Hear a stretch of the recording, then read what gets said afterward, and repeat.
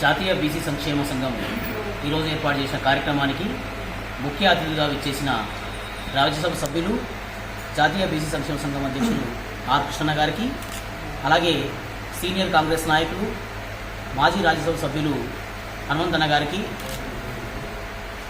National convener బుజ్జ కృష్ణ గారికి, senior నాయకులు బొరిగ మలేషన్న గారికి, నీల వెంకటేశన్న గారికి, రామకృష్ణకు, అలాగే వేదిక మీద ఉన్న బీసీ నాయకులకు అందరికీ కూడా పేరు పేరున శుభావందనాలు. జాతీయ బీసీ సంక్షేమ సంఘం వచ్చే నెల ఆగస్టు 6వ తేదీన పార్లమెంటు ముట్టడి జంతర్ మంతర్ వద్ద మహాధర్నా కార్యక్రమాన్ని నిర్వహిస్తున్నాం. అలాగే ఆగస్టు 7వ తేదీన కాన్స్టిట్యూషనల్ క్లబ్ ఆఫ్ ఇండియా ఢిల్లీలో అఖిలపక్ష సమావేశాన్ని కూడా నిర్వహిస్తున్నాం. మరి జాతీయ బీసీ సంక్షేమ సంఘం గత ఆర్ కృష్ణ గారి నేతృత్వంలో గత 50 సంవత్సరాలుగా చట్టసభల్లో రిజర్వేషన్లు సాధించడమే లక్ష్యంగా, జనగణనలో కులగణన చేయడమే లక్ష్యంగా పలుసార్లు పార్లమెంట్ సాక్షిగా జంతర్ మంతర్ వేదికగా ఎన్నో కార్యక్రమాలు ఏర్పాటు చేయడం జరిగింది.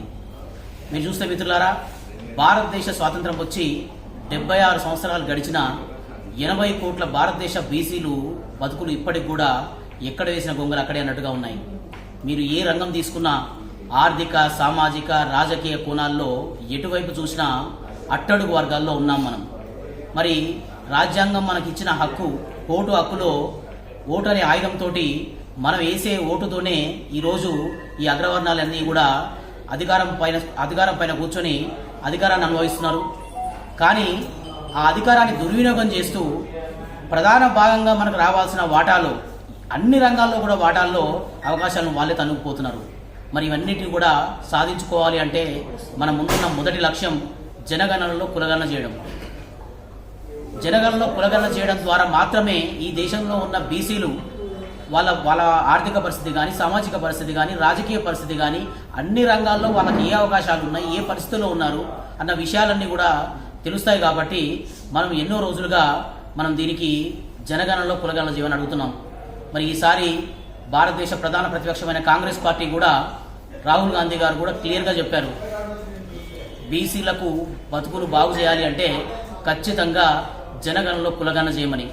అలాగే 16 పార్టీలు, భారతదేశంలో ఉన్న 16 రాజకీయ పార్టీలు, ప్రధాన పార్టీలు కూడా జనగణనలో కులగణన చేయాలని చెప్పినాయి.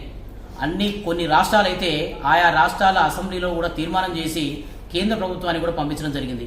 అయినా కేంద్ర ప్రభుత్వం మొండి వైఖరితో ఎక్కడ బీసీల లెక్కలు తీస్తే బీసీలకు రావాల్సిన వాటా వాళ్ళకి ఇవ్వాల్సి వస్తుందన్న కుట్రలో భాగంగా వాళ్ళ ప్రయత్నాన్ని పక్కన పెట్టిరు. మేము చేయలేమన్న విషయాన్ని కూడా సుప్రీంకోర్టుకు చెప్పడం జరిగింది. కాబట్టి మనం తీవ్ర పోరాటం ద్వారా మన సమస్యలను చెప్పడం ద్వారా వచ్చే నెల ఆగస్టు 6న పెద్ద ఉద్యమం ద్వారా మనం కేంద్ర ప్రభుత్వం మీద ఒత్తిడి తీసుకురావాల్సిన అవసరం ఉంది. అలాగే చట్టసభల్లో రిజర్వేషన్ల అంశం, భారతదేశంలో ఉన్న 2600 కులాల్లో 500 కులాలకు పార్లమెంట్లో అసెంబ్లీలో అడుగు పెట్టలేదు. మరి ప్రజాస్వామ్య దేశంలో మెజారిటీ పక్షాలకు ప్రాతినిధ్యం లేకుండా మరి దీన్ని ప్రజాస్వామ్య దేశం అని ఎట్లా అంటాం? చట్టసభల్లో చట్టాలు చేసే దగ్గర, సంక్షేమ పథకాలు ప్రకటించే దగ్గర మెజారిటీ భాగస్వాములు లేకుండా, మెజారిటీ పక్షాలు లేకుండా, బీసీ కులాలకు ప్రాతినిధ్యమే లేకుండా మరి బీసీల బతుకుల కోసం, బీసీల బాగోగుల కోసం ఆలోచించే వాళ్ళు ఎవరు?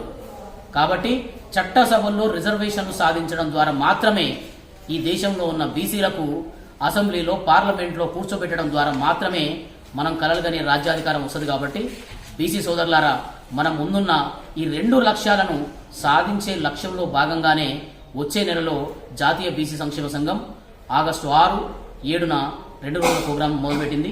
ఈ ప్రోగ్రాం కోసం మీరు అన్ని రాష్ట్రాల నుంచి, అన్ని జిల్లాల నుంచి, మండలాల నుంచి, గ్రామాల నుంచి కూడా వేలాదిగా తరలి వచ్చి బీసీల బలమేంటో ఢిల్లీ వేదికలుగా చెప్పాలని చెప్పేసి అందరూ బీసీ నాయకులందరినీ కూడా నేను ఈ వేదిక ద్వారా విజ్ఞప్తి చేస్తున్నా. అలాగే రాష్ట్ర స్థాయి నాయకులు, జిల్లా స్థాయి నాయకులు, గ్రామ స్థాయి నాయకులు అందరూ కూడా వాళ్ళ కమిటీలలో వాళ్ళు చర్చించుకొని మొత్తం ఆ సమావేశానికి సమాయత్తం కావాలని చెప్పేసి ఈ సందర్భంగా తెలియజేస్తున్నాం.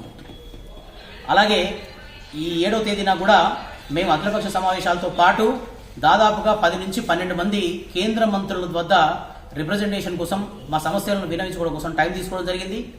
ధర్నా తర్వాత ఆగస్టు 6న ధర్నా తర్వాత ఆగస్టు 7న మంత్రులను కూడా కలవడం, మంత్రుల పైన కూడా ఈ సంబంధించిన సమస్యల గురించి వాళ్ళతో చర్చించడం, ప్రభుత్వం పైన అన్ని రకాల కూడా ఒత్తిడి తీసుకురావాల్సిన అవసరం ఉందని చెప్పేసి ఈ వేదిక ద్వారా తెలియజేస్తున్నాం.